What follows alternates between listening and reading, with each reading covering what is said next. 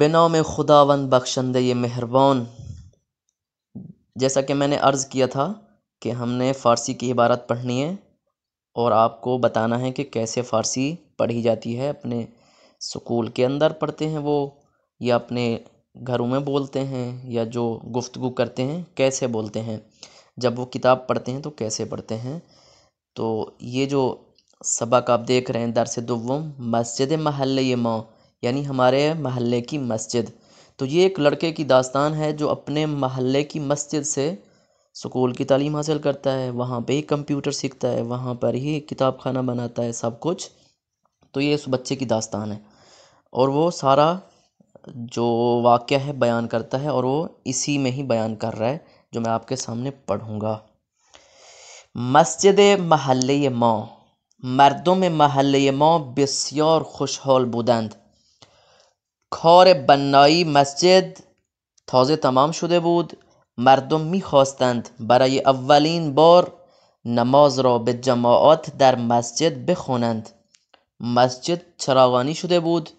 حوض مسجد پر از آب بود. مهدی با پدر و مادرش گلدانهای پرگلی را که آورده بودند کنار حوض قرار دادند. چند نفر هم شیرینی و شربت به مردم می دادند.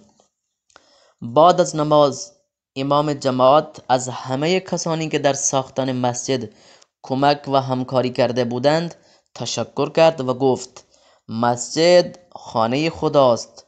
وقتی برای خواندن نماز به مسجد می آییم یک دیگر با خبر می شویم و با هم فکری می توانیم کارهای خوب و بزرگ انجام بدهیم.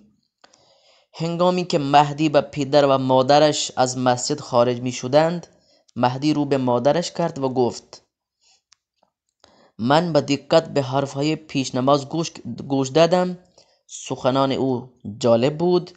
من همیشه فکر می کردم مردم برای نماز خوندن به مسجد می آیند.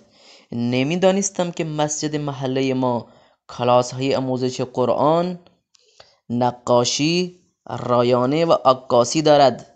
در آنجا کتابخانه خوبی نیز برای کودکان وجود دارد. مادر جان، من هم دلم می خواهد در یکی از این کلاس ها شرکت کنم و از کتابخانه آنجا استفاده کنم.